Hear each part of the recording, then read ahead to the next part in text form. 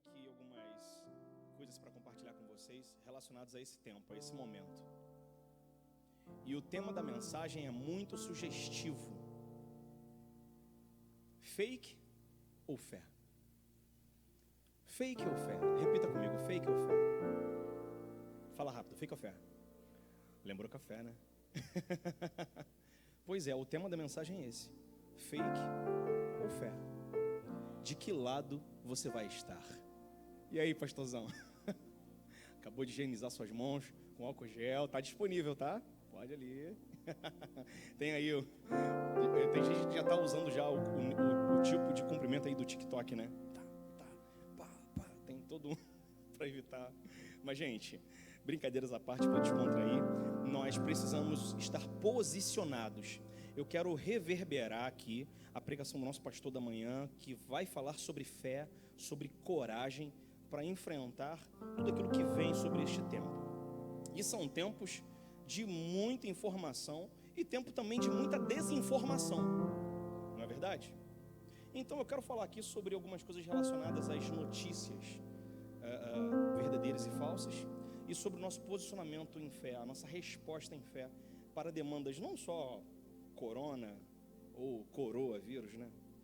O coronavírus é aquele vírus que deixa as pessoas com cabelos brancos e com algumas dores e tal. Então eu já estou começando a receber os sintomas nos cabelos brancos. Mas fica tranquilo que aí não é vírus, não. É bom, inclusive, né? A Bíblia fala que os cabelos brancos representam coisas boas, sabedoria e tal. As cães, quem lembra disso? As cães, os cabelos brancos. Mas o que eu quero dizer para você é muito sério. Ainda que eu traga aqui um tom descontraído, é porque nós temos assuntos muito sérios a tratar. E eu me sinto muito feliz por poder compartilhar isso com você. E eu quero que você fique comigo, porque nós vamos navegar. Em alguns momentos aqui nós vamos acelerar a velocidade, mas fica comigo aqui, junto teu coração com o meu, que nós vamos desfrutar de coisas muito importantes para esse tempo e verdades da palavra do Senhor que serão muito significativas para a nossa vida. Amém? Glória a Deus. Quero expressar também a minha alegria pela minha irmã estar presente aqui. Minha irmã Sharon. Fica em pé, Sharon. Todo mundo te vê. Não fica sem graça, não. Aí fala para não ficar sem graça, aí que a pessoa fica, né? Minha irmã Sharon, gente. Amo muito a minha irmã. Obrigado por você ter vindo. Seja bem-vindo também. Veio acompanhado do meu amigo Eider. Que bom. Seja bem-vindo, Eider, aqui na IPAM. Tem mais alguém visitando a IPAM nessa tarde? Alguém que vem aqui pela primeira vez? Pela segunda vez? Pela terceira? Então todo mundo aqui é nosso. Amém. Gente, precisamos então agora, nessa mensagem, falar sobre o nosso posicionamento de fé para este tempo. E posicionamento, acreditem, é uma escolha. Diga comigo, escolha. Ou fake, ou fé. Por que o fake? Porque nós estamos falando do fake news mesmo. É importante trazer até alguns dados para vocês conhecerem sobre isso. E isso é muito antigo.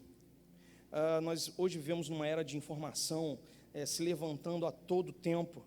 É o tempo todo nós lidando com novidades. É o tempo todo nós lidando com uma quantidade, uma enxurrada de informações que nós não temos, muitas vezes, condições de checar, de avaliar, de validar. E aí entra uma onda de desespero tão grande que nós ficamos preocupados.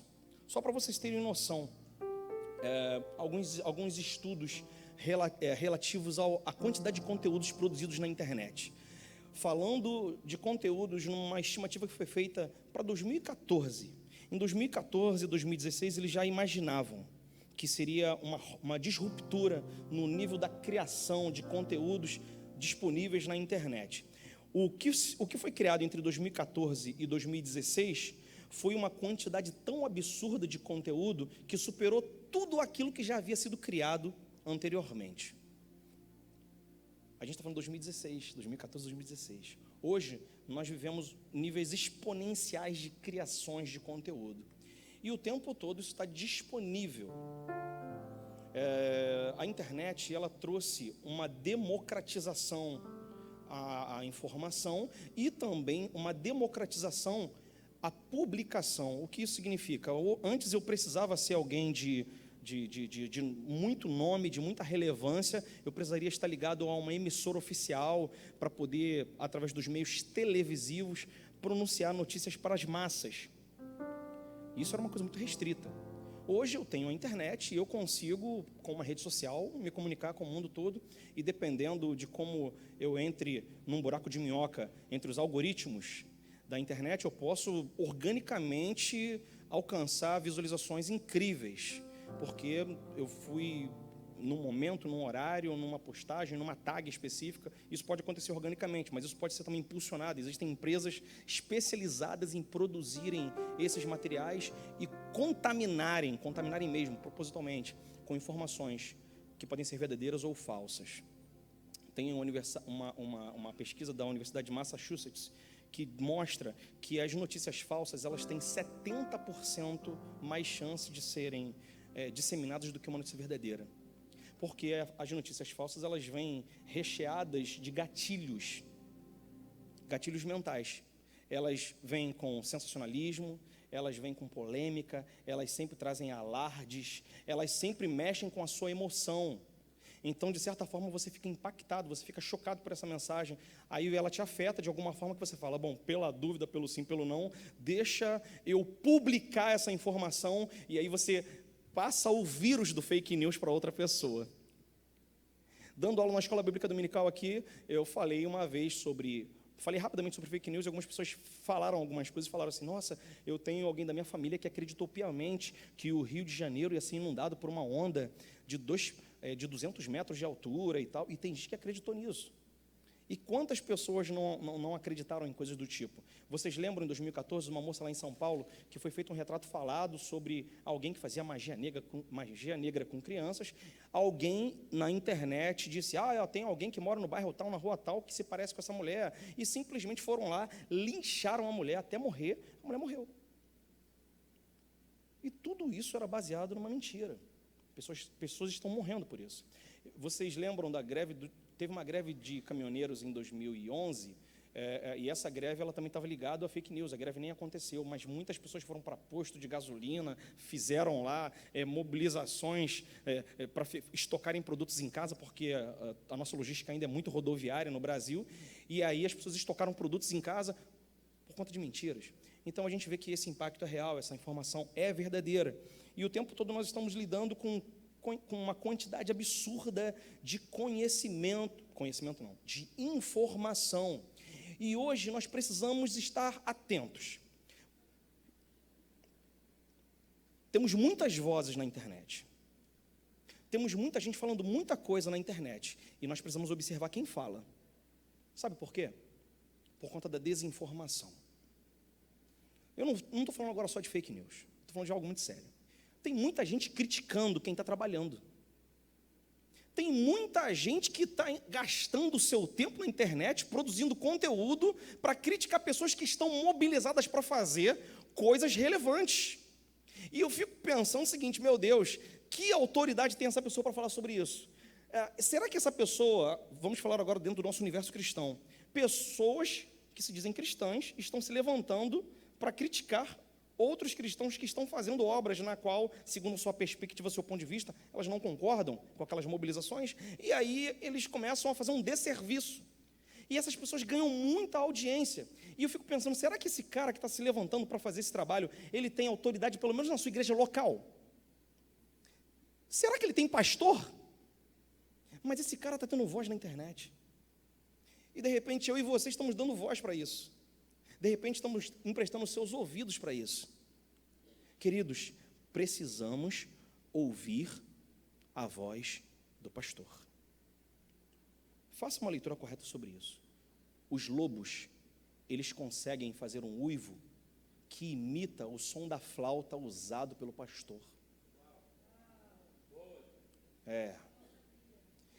E eles conseguem chegar no nível da frequência da flauta com seu uivo, e as ovelhas se confundem e vão para a boca do lobo. Ei, querido, cuidado com aquilo que se parece. Eu digo para você uma coisa, o fake news, ele é produzido de uma maneira estratégica, ele não é amador.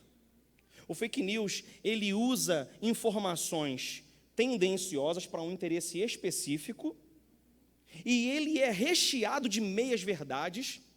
Ele parte de pressupostos que são incorretos, mas ele usa uma metodologia, ele cria uma máscara com itens que são verdadeiros, e aí você não consegue, muitas vezes, extrair a mentira ou o grande interesse por trás daquela informação, e você é levado por isso.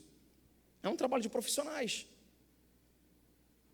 Você precisa estar muito seguro em quem você é, em quem você pertence e o que você está fazendo. Hoje nós temos aqui uma igreja. Você aqui tem palavra, você aqui tem ensino. Eu fico pensando o seguinte: existem pessoas que são referências, inclusive para nós que somos líderes e pastores aqui da igreja. Pessoas que nós também validamos e espelhamos. Mas eu quero te dar uma recomendação: muito cuidado com quem você tem ouvido pela internet. Porque muitas vezes ele está fazendo um desserviço, ainda que ele pareça bom, ainda que ele pareça honesto, ainda que ele pareça interessado em auxiliar, em ajudar. Cuidado, ele pode ser um lobo usando o seu uivo. Está fazendo sentido para você, querido? Eu já vou chegar no coronavírus, eu já vou chegar no fake ou fé, mas eu preciso incomodar você, que de repente está indo como ovelha para o matadouro. Eu preciso incomodar você que de repente está cego e já está pré-programado a pegar qualquer informação de WhatsApp e repassar sem nenhum critério. A primeira coisa que você precisa fazer é parar de ficar repostando ou parar de ficar compartilhando qualquer coisa que chega para o seu WhatsApp. De verdade. De verdade. Olha, eu vou falar para vocês uma coisa. As eleições presidenciais americanas foram manipuladas por robôs que produziam fake news. E fique tranquilo, isso aconteceu no resto do mundo, inclusive no Brasil. O partido que ganhou essas eleições, isso está sendo falado na CPMI das fake news. Então, a informação pública você pode acessar. Pelo menos 150 mil contas de robôs. E o partido de segundo lugar, 80 mil. Criando informações a cada 2 segundos e utilizando os mecanismos de Deep Web para poder disseminar essas informações e não serem rastreados, simplesmente para poder induzir você a informações que não eram verdadeiras. A nós. E como é que a gente se defende disso? Eu sei que é difícil, irmãos. Mas a forma como nós podemos deter esse processo é simplesmente não compartilhar aquilo que a gente não tem segurança, aquilo que a gente não valida, aquilo que a gente não apura. Isso é tão verdade que hoje organismos independentes estão criando aplicativos e equipes que fazem rastreabilidade e checagem de conteúdo. Existem várias agências hoje que trabalham de forma independente, algumas do governo, outras sem nenhum vínculo institucional governamental, para fazer checagem de informação, devido a essa crise de desinformação. Mas eu digo para você que isso não é novo, tá? Isso começou no Éden. A serpente foi a primeira produtora de fake news que se conhece. Ela chega para Eva, conversa com Eva, e aí, Eva, e essa árvore aí, o que você acha? Ela parece boa para você? E aí ela joga para Eva uma armadilha. Ela pergunta para Eva o que ela sabe. A Eva, na hora de responder, responde com uma certa debilidade. Ela não tinha muita segurança na resposta. Ela disse coisas que Deus nem disse. Ela disse: não posso nem ver, não posso nem tocar, não posso nem mexer. A serpente falou: pô, a ordem não foi essa. Já vi que ela está enrolada. A partir daí ela começa: não, que isso, de forma alguma. Essa árvore vai te oferecer tudo o que você quer. Eu sei o que você quer. Você não quer mais ter que depender de dar ordem para ninguém. Eu sei o que você quer. Você não quer mais ninguém sobre você dizendo o que você tem que fazer. Não é você mesmo que quer tomar suas decisões? Fala que não é. Tudo que você quer é ser dona do seu nariz. E essa árvore, esse fruto, pode dar para você aquilo que você quer: independência. Pois é, eu não vou pregar sobre isso, não. Não dá para entrar nessa seara. Se eu entrar, não sai. Se eu entrar, não sai. Desde então, todo pecado está relacionado com isso. Sabe qual é o nome disso? Idolatria. Idolatria é isso. Idolatria nunca foi você diante de uma estátua diante de uma estátua, diante de um ídolo, fazendo algum tipo de prece, fazendo algum tipo de reverência e devoção. Não. Idolatria é simplesmente eu alcançar o meu interesse, atender o interesse do meu próprio ventre diante de uma moeda de troca. E se tiver que ser a moeda, eu me prostrar diante de uma estátua, eu me prostro. Tem gente tratando Deus como ídolo, querendo fazer de Deus um meio para alcançar os seus próprios interesses, atender suas próprias concupiscências. O nome disso é idolatria, algo que Deus abomina. A idolatria é a raiz de qualquer pecado. Todo pecado visa alcançar o seu próprio interesse. Inclusive, esse foi o princípio da queda de Lúcifer, o mesmo. Ele não queria ser maior que Deus, nunca foi isso. Ele é louco, insano, não. Ele simplesmente não queria ter alguém. Ele simplesmente queria ser o dono do próprio nariz. Ele entendeu que com os atributos que tinha, com aquilo que ele fazia, ele poderia se tornar. Esse que é o problema. Ele queria reconhecer o que Deus tinha, ele queria receber o que Deus recebia pelo que fazia, mas Deus não recebia o que recebia pelo que fazia. Deus recebia o que recebia por aquilo que ele era. Está fazendo sentido para você? Nesse momento de desinformação, nesse momento de fake news, você precisa se apegar a quem é. Primeira dica que eu tenho a dar para você sobre esse assunto. Não se preocupe hoje sobre o que se fala. Olha, isso é até estranho ter que dizer isso, mas, na verdade, já temos muita pregação na internet, pastor. Está faltando pregação no YouTube? O cardápio está vasto, em vários idiomas, de várias linhas. Eu acho que hoje não é o que se fala. Você precisa entender por outro prisma. É quem está falando. Quem está falando isso para você? Porque se essa pessoa não tem compromisso com a verdade, ainda que ele esteja certo, abandone. Se essa pessoa não tem compromisso com a família, se essa pessoa não tem testemunho pessoal, se ele não respeita uma ética individual num procedimento cristão, se ele não respeita um procedimento social, numa ética social, se ele não tem um comprometimento numa ética ateísta, ele e Deus, me desculpa, despreze, ainda que ele esteja falando algo certo, porque hoje ele te ganha, amanhã ele te compra. Irmãos, não é brincadeira. Não é brincadeira. Precisamos analisar isso. Hoje eu tenho, na verdade, tido uma preocupação. Lá em casa a gente tem tido essa preocupação. Nós temos tido muito cuidado com quem nós acessamos, com quem nós nos relacionamos. Eu procuro observar a família dessa pessoa. Lá em Tito, lá em Timóteo, nós temos procedimentos. A Bíblia diz que se ele não governa bem a própria casa, como governará bem a família de Deus? E eu vejo pessoas com a vida desestruturada, com a família desestruturada, querendo governar sobre outros. Como é isso? Irmãos, isso é muito sério, porque a quantidade de tempo que nós gastamos hoje acessando conteúdos virtuais é muito grande, e isso está compondo e nos configurando para ser quem nós estamos nos tornando. Virou uma fonte primária de informação. Temos que ter cuidado com isso, sim ou não? Todo cuidado possível com isso. O que eu preciso passar para você, e para que você possa ter atenção, é que tudo aquilo que você acessa pela internet não é conhecimento, é informação. É informação. E por que isso é importante para você? Porque toda informação é como uma previsão de tempo. Ela é temporal. Ela serve para hoje. Mas amanhã eu tenho uma nova previsão do tempo. E essa informação de hoje pode não servir para o amanhã. A informação, ela tem um tempo de validade. Ela tem uma abrangência, ela tem uma extensão geográfica, ela tem um modo, ela tem uma aplicação específica.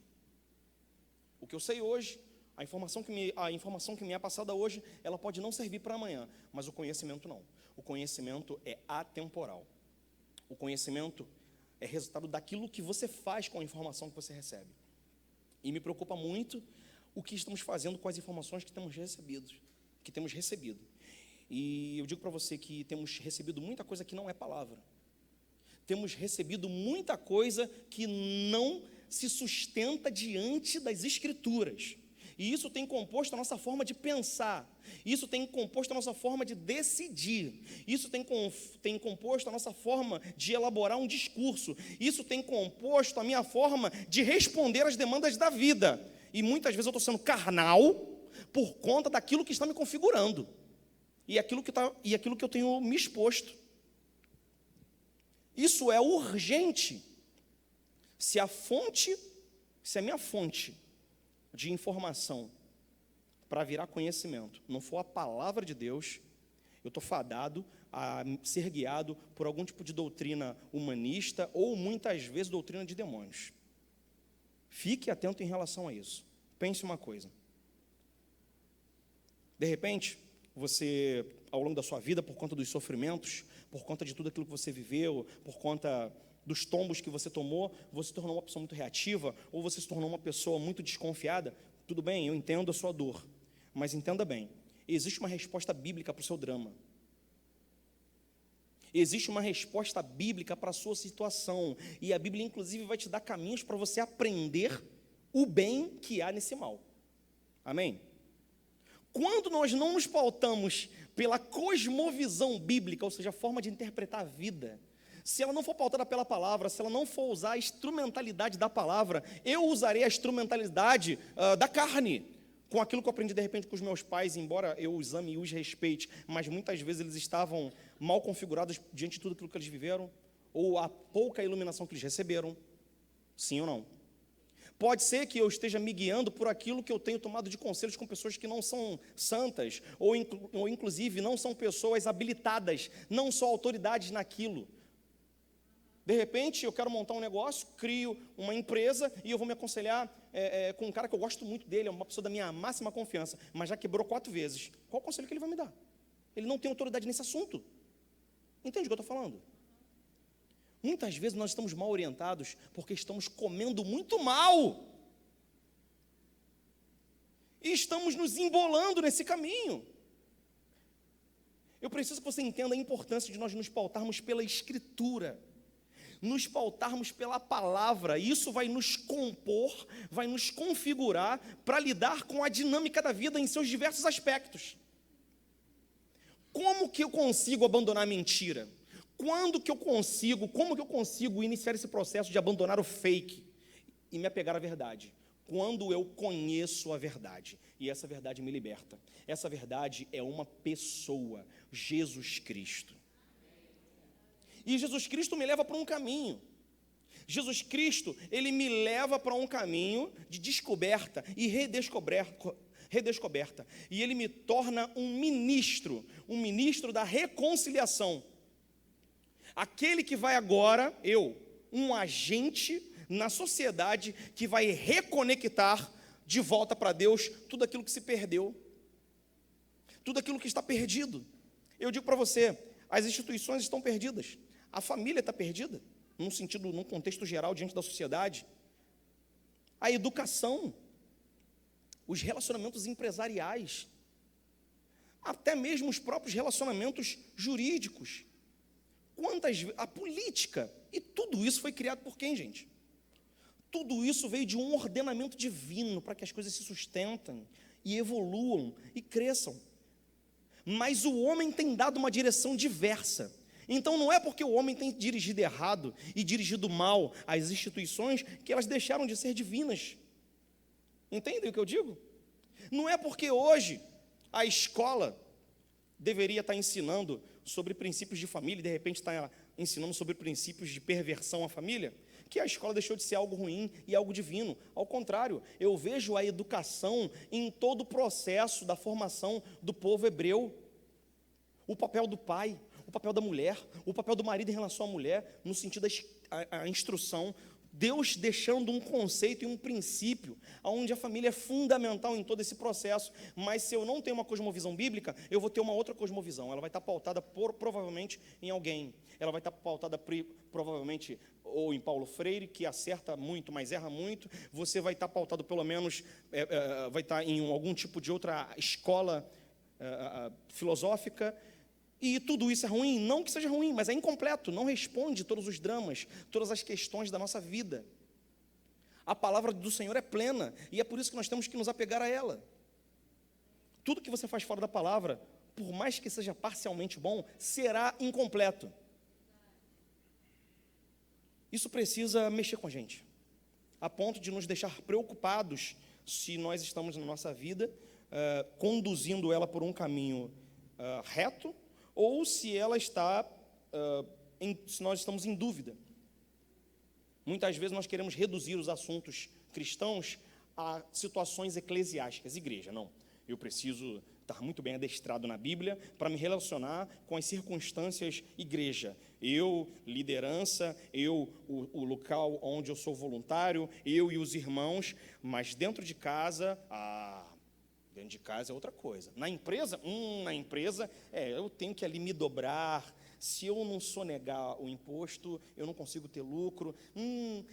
Se eu não molhar a mão daquele agente, eu não consigo ter a liberação para fazer aquela obra. Querido, me desculpa. Me desculpa, você não está entendendo o que é o Evangelho. O Evangelho não é algo que foi criado para tirar você do pecado, não. O Evangelho é eterno, ele foi criado antes do pecado. E eu digo para você que o Evangelho é mais do que eterno. O Evangelho é o próprio Jesus. Que a Bíblia diz que o Evangelho é poder. Em outro texto, Paulo fala que o poder de Deus, Jesus é o poder de Deus manifesto. Então, me desculpa, Jesus é o Evangelho eterno, criado na eternidade por Deus. Então, não negocie com o Evangelho. O Evangelho nos leva a muitas vezes passar por situações desagradáveis, incômodas. Mas eu digo para você que mais incomodado que você, incomodado está as trevas. Amém. Experimente, fiz essa abordagem hoje de manhã na EBD, experimente fechar todas essas portas, apagar todas as luzes, colocar véus negros densos em cada fresta de luz. Nós vamos ficar num breu total aqui dentro. E experimente acender um fósforo. E todos ao mesmo tempo olharão para ele. Porque luz é referência. E quando você se acende, querido, quando você deixa brilhar a luz que está em você, as trevas serão extremamente incomodadas. É por isso que você terá reação, é por isso que você terá retaliação. E a Bíblia fala que se vocês forem perseguidos pelo Evangelho, é disso que Jesus está falando. Aí Pedro vai falar uma coisa lá na frente, vai dizer o seguinte: olha, se vocês forem perseguidos, sejam perseguidos como cristãos. Não sejam perseguidos como os ladrões. Que os ladrões são perseguidos porque fazem besteira. E aí eles acabam pagando o preço do que fazem. Mas se você for perseguido, seja perseguido pela causa do Evangelho. Porque você se decidiu ocupar-se da verdade. Você decidiu pela retidão. Você decidiu pela luz. Esse é o processo de restauração. Esse é o processo de reconciliação. O ministério da reconciliação que a igreja recebeu não é só reconciliar homem com Deus. Isso é parte do processo. A Bíblia diz lá em Romanos, que a criação clama pela manifestação dos reconciliadores. A criação geme. Então eu não estou falando só do ser humano, eu estou dizendo que tudo aquilo que Deus criou geme pela redenção. A queda foi terrível. Desde Adão, tudo que caiu, nada escapou à queda. Tudo que foi criado, nada escapou à queda. Diga para mim algo que a queda não afetou no sentido da coisa criada. Mas eu digo para você que maior do que a queda é a redenção. O sacrifício de Jesus alcança tudo. E eu, como igreja, não posso me alienar do mundo dizendo: não, eu só preciso cuidar do que está dentro do meu terreno. Até a minha calçada é responsabilidade minha. Aquilo que está acontecendo na esquina, aquilo que está acontecendo na família, aquilo que está acontecendo na escola, aquilo que está acontecendo na política, aquilo que está acontecendo nas instituições bancárias, aquilo que está acontecendo no governo, aquilo que está acontecendo... Irmãos, nós somos ministros da reconciliação, e é por isso que Deus colocou cada um na sua montanha. Se você que é empresário, fique tranquilo, lá é o seu púlpito, lá é o seu local de restauração. Seja o melhor empresário, seja honesto, vá lá para Efésios 6, vê o relacionamento de patrão e empregado. Se você é empregado, fique tranquilo, você foi colocado para ser um ministro da restauração, o ministro da reconciliação, como sendo o melhor empregado que você pode ser. Reflita a vida de Deus. Você que é casado, fique tranquilo, você já tem tem um ministério, restaure o casamento. A instituição casamento precisa ser reconciliada com Deus. O mundo está sendo fragmentado, porque a família está sendo fragmentada. Ótimo, seja você o ministro da reconciliação. Você que estuda, estudante, seja você o agente de reconciliação na sua sala de aula. Você é professor da mesma forma. Você só não pode se excusar. O grande problema, pastor, é que as pessoas, elas entendem reino como o que acontece de dentro daquela porta para dentro. E as pessoas querem ficar disputando espaços. E aí a gente não tem aqui condição e vaga para todo mundo. A gente não tem condição de dar um microfone para cada um fazer o seu. Não, você não está entendendo. Cuide do púlpito que está lá na sua casa, no seu trabalho. Cuide do seu ministério em tempo integral, como ministro da reconciliação. De repente você é o cara que vai salvar a política no seu estado. Você que está me ouvindo. De repente você é o cara que vai salvar a educação na sua escola. A gente só precisa que um filho de Deus se levante de forma violenta e convicta, sendo simplesmente quem ele foi chamado para ser. A mentira acaba quando a verdade chega. E nós precisamos escolher o nosso lado nessa história.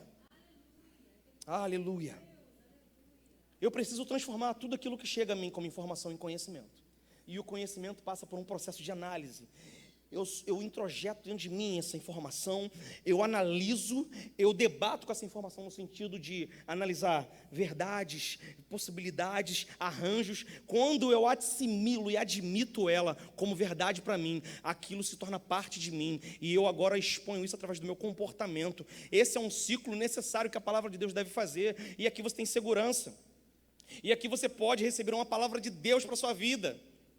E quanto mais a palavra de Deus vai te enchendo, vai te renovando, você vai se tornando novo, você vai se tornando pleno, você vai se tornando mais próximo do que aquilo que Deus desejou para você. Esse é o ministério da piedade, cada vez ser mais parecido com Deus. Em inglês isso fica mais claro, é godness, é como se fosse Deus-dade. Não dá para traduzir isso para o português, mas quer dizer que cada vez eu me pareço com Deus. Cantamos aqui no início que Cristo seja o centro e todo o meu ser seja Cristo. Esse é o processo de transformação, me conformando à imagem do Filho. Mas para isso eu preciso ter um compromisso severo com a verdade, que é Cristo. E assim eu vou assumir o meu papel como ministro da reconciliação. Querido, não precisa de muita coisa. Não ache você que tem uma missão muito longa e impossível pela sua frente, que você tem que sair daqui agora fazendo uma penca de coisa. Não, não, não. O que você precisa fazer é uma coisa. Morra. Tome a sua cruz. Siga Jesus e seja Cristo. Se preocupe em ser. O fazer é consequência. Aleluia. Glória a Jesus. Eu tenho aqui um texto muito impactante. O pastor Emerson compartilhou esse texto comigo agora à tarde. E eu gostaria de trazer algumas rápidas palavras para você sobre o que a igreja primitiva poderia nos ensinar sobre esse momento de tensão por conta de vírus, coronavírus e muitas outras moléstias que alcançam aqui a nossa nação já de muito tempo. A igreja primitiva pode nos dar uma grande aula sobre isso. E isso eu quero que fale muito com você, como falou comigo também.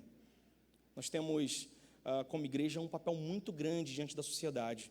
Nós precisamos apresentar o contraponto, apresentar a contracultura.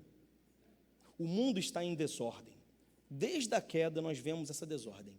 Esse é o mundo que Jesus disse que nós teríamos que abandonar. Não vos conformar com esse mundo. Esse mundo é o aion, é uma esfera, é uma dispensação de governo disfuncional sustentado por uma ordem satânica, desde que Adão se submeteu e se escravizou pelo pecado a Satanás, quando ele desobedeceu a Deus. Porque aquele a quem você obedece, a esse você serve, diz a palavra. Adão, desde então, passa o bastão da autoridade. A tutela dada por Deus a Adão é passada para as mãos de Satanás. Satanás, então, se torna o príncipe deste mundo. E desde então, embora ele já tenha a sua sentença dada, e ele aguarde o cumprimento da sua pena, ele ainda continua intervindo para que os filhos de Deus não acessem o conhecimento pleno de Deus. Satanás sabe que ele não pode deter a igreja, mas ele pode atrapalhar que a igreja tenha o pleno conhecimento. Por isso que a gente tem tanta desinformação, por isso que a gente tem tanta confusão, para que a gente possa ficar confuso e distraído. Porque enquanto a gente foca naquilo que é acessório, a gente esquece o que é essencial. Quando eu vejo essa realidade, eu vejo o mundo governado por uma mentira. O mundo governado por cenários mentirosos. O que isso significa na minha fala? Psicologia, por exemplo. Amo, estudo psicologia, fiz uma pós nisso, mas eu entendo que ela é limitada no sentido a falar sobre a alma humana, porque ela parte de pressupostos humanistas e que estão arraigados na queda do homem. Então você não consegue arranjar solução para a queda na própria queda. O remédio para a queda não está na queda. Eu reconheço a filosofia na sua importância, amo, mas eu reconheço o quanto ela é limitada, porque ela trabalha a problemática do ser humano a partir do problema, não a partir da solução. E a gente pode partir para qualquer tipo de ciência e tirar a mesma análise. Por isso a importância de nós termos uma cosmovisão bíblica, cristã, porque quando eu olho para qualquer tipo de ciência, e elas são extremamente importantes, mas eu consigo ir até o limite dessa ciência, e o que transcende, eu consigo pegar aquilo que é metafísico, aquilo que é transcendental, aquilo que é eterno, aquilo que está acima do aion, aquilo que está na região celestial com Cristo. Eu consigo, pelo Espírito Santo, me apegar a uma realidade que é atemporal, que é de eternidade em eternidade, da eternidade passada à eternidade futura. E eu consigo me apegar a essa realidade. Eu só consigo experimentar isso por meio da fé. A igreja primitiva desfrutava de uma realidade dessa, porque mesmo em meio a tantas pestes, e a igreja viveu todas essas eras, muitas pestes e epidemias, em 249 a 262 depois de Cristo, a civilização sofreu uma devastação por conta de pandemia, das mais mortais. Eram 5.000 pessoas mortas por dia, e toda a sociedade entrava em colapso e jogava os seus mortos fora, e alguém que apresentasse algum sintoma já era expulso de casa e deixado no caminho para morrer. E quem ia lá acolher essas pessoas? Os cristãos.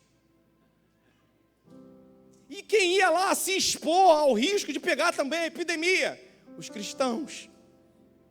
E quem ia lá mostrar a compaixão e o amor, que não tem interesse, que não quer nada em troca, como diz lá em 1 Coríntios 13, os cristãos. E aquilo constrangia o mundo, e aquilo constrangia o Império Romano, e aquilo constrangia as próprias castas e cleros de determinadas religiões, que eram mais fortes que o próprio cristianismo na época, a ponto de um imperador exigir que os sacerdotes fizessem tais atos e começassem a apresentar um nível de compaixão como os cristãos, mas não deu certo. Sabe por quê? Porque eles não tinham uma base doutrinária que sustentasse essa atitude. Eles não tinham uma base de conhecimento, uma base de verdade que sustentasse essa prática. Entenda bem, nós temos o que nos sustenta. Nós temos aquele que deu o exemplo por nós, para que a gente não tenha o que inventar. A gente não tem que inventar a roda para poder fazer nada, querido. A gente não tem que inventar a roda para evangelizar alguém. A gente não tem que inventar a roda para reconciliar com Deus as instituições que se perderam, aquilo que se perdeu. Não, eu só preciso seguir os passos de Jesus, porque Ele já fez isso por mim. Ele simplesmente morreu para me dar o exemplo de como fazer. Eu preciso apenas de me movimentar. Olha, Deus não precisa de um coração que sabe muito, Ele precisa de um coração que queira muito. um coração que deseja muito, um coração que se entrega muito. Deus quer um coração quebrantado e apaixonado. Esse é um coração que Deus não rejeita. É um coração contrito, querido. Eu digo para você, quando você está passando por um aperto terrível, quando você está passando por uma das maiores crises que você já teve na sua vida, para quem você liga? Para a pessoa que tem mais conhecimento ou para a pessoa que você mais confia? Então significa que ter muito conhecimento não significa tudo. De repente a pessoa que você liga na hora do aperto, quando 3 horas da manhã você esquece a chave do apartamento, ou então quando 4 horas da manhã o seu filho tem uma crise terrível, a primeira pessoa que você liga não é o PhD ou o doutorado em alguma coisa, não. É a pessoa que você mais confia. E geralmente essa pessoa que você mais confia, nem sempre é a pessoa que tem mais conhecimento sobre determinados assuntos. Deus está precisando de gente em quem Ele possa confiar, para poder Ele acionar 3 horas da manhã. Mas também para Ele acionar domingo 4h30. Mas também para Ele acionar na terça-feira 7 horas da noite. Deus está querendo saber com quem Ele pode contar. Com quem Ele pode contar aqui nessa tarde. Querido, pelo amor de Deus, você precisa compreender isso. Eu preciso encerrar, mas eu quero que você aprenda um conceito sobre fé que é fundamental. Eu gastei um tempo falando sobre fake. Falei até muito superficial das coisas que eu selecionei para falar. Mas eu preciso que você aprenda um conceito sobre fé que é fundamental. A fé, que é uma palavra tão pequena, mas é tão rica. No grego, se apresenta como o termo pistes e no latim como fides. A mesma raiz da palavra fidelidade. Mas geralmente, nós associamos a palavra fé com crença, com crer. Ou então com convicção. Mas a fé vai além da fé e da convicção. Quando nós analisamos o termo fé, nós entendemos que isso não se define apenas no exercício racional da crença. Eu vejo, por exemplo, lá em Gênesis 18, quando Sara, quando recebe uma palavra profética, que ela seria mãe, o que ela faz? Ela ri. Bonita atitude. Uma atitude louvável, aprovada, reprovada. A gente quando olha para esse cenário, a gente fala, poxa, mas Sara desconfiou, riu do anjo, ficou até punida por isso, tomou uma bronca, a gente vê lá o que aconteceu. Só que quando eu vejo lá na galeria da fé, eu vejo Sara.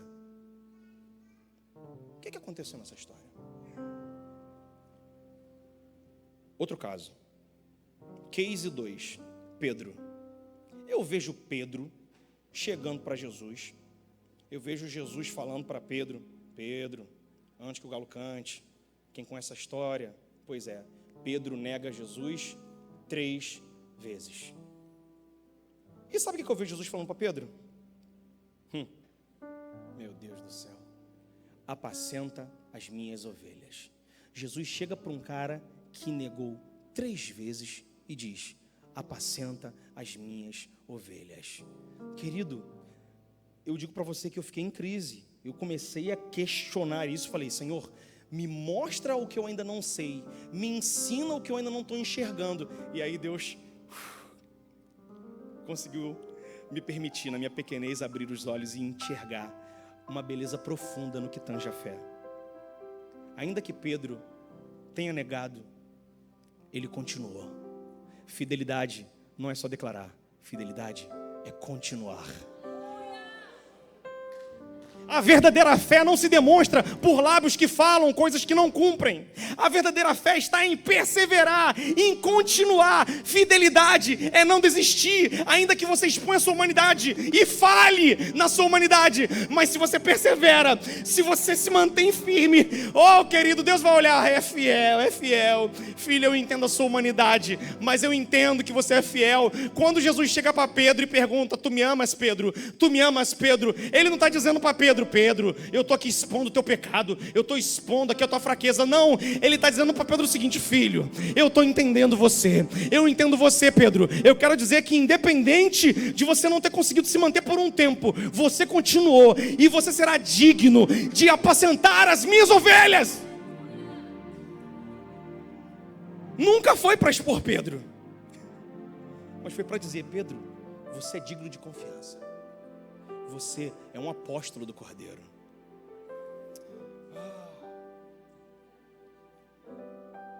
Então nós vamos demonstrar a nossa fé se, além de crermos e termos convicção, prosseguirmos em fidelidade. Jesus diz que a minha graça te basta. Isso significa que a graça dele é o bastante para nós perseverarmos.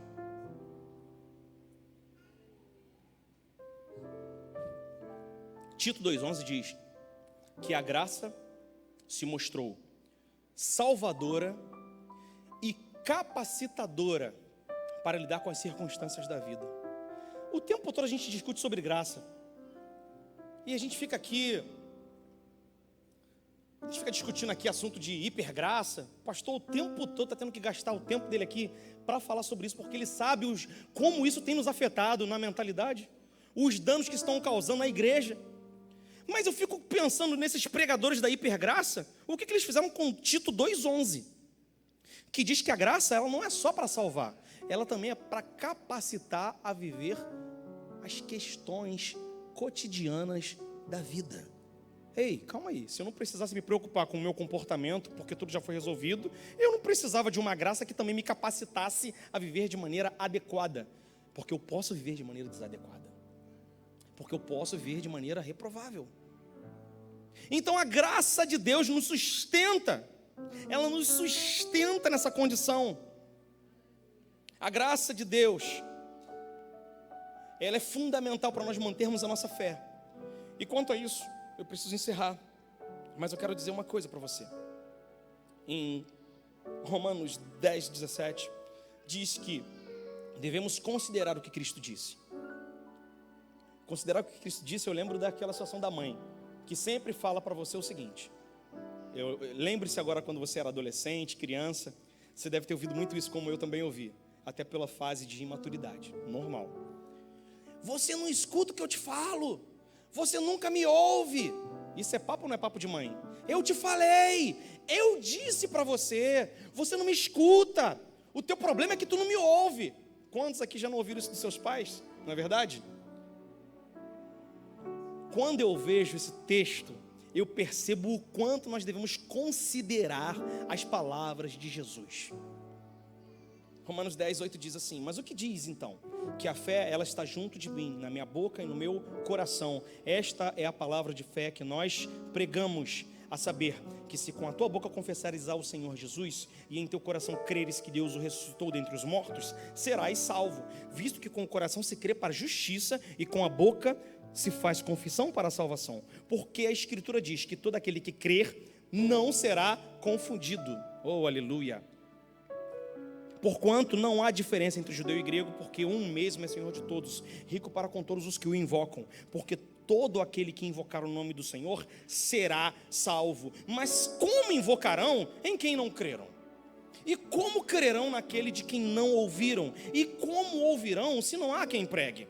E como pregarão se não forem enviados? Como está escrito, com formosos pés dos que anunciam o evangelho da paz, dos que trazem alegres novas e boas coisas. Mas nem todos têm obedecido ao evangelho, pois Isaías diz: Senhor, quem creu na nossa pregação? De maneira que a fé vem pelo ouvir, e o ouvir pela palavra de Deus.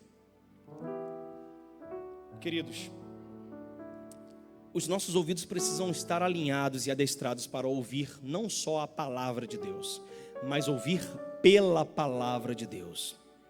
O que isso significa? Que eu preciso estar tão equipado da palavra, que quando os meus ouvidos ouvirem, eles estarão configurados, treinados para discernir essa informação. Esse filtro vai operar através da instrumentalidade do Espírito Santo e vai acender um alerta dentro de mim. Vai acender dentro de mim uma preocupação, um sinal vermelho. Opa, isso não está certo. Isso não se sustenta diante da palavra. Está errado. Ou então, isso vai soar como aprovado. Sinal verde. Eu sinto paz, eu sinto uma liberação no Espírito e eu sigo. O problema é que pessoas estão tomando decisões erradas e estão se atrapalhando na vida porque elas não estão sendo equipadas pela palavra. E o exercício da fé está diretamente ligado a palavra. O que eu estou querendo dizer para você, querido? Que se você tiver pouco arraigado pela palavra, a tua fé será pequena. A sua fé será disfuncional também. Você pode simplesmente não estar gozando de realidades na fé, porque você está sem equipamento para a fé. A fé, ela precisa estar apegada na palavra. Sabe por quê? Porque Deus não tem compromisso com a fé. Deus tem compromisso com a palavra. A fé é o link. Fé é a conexão. Mas onde estou me conectando com a minha fé? Tem pessoas aí exercendo fé, mas estão completamente conectadas em coisas bizarras, coisas reprováveis.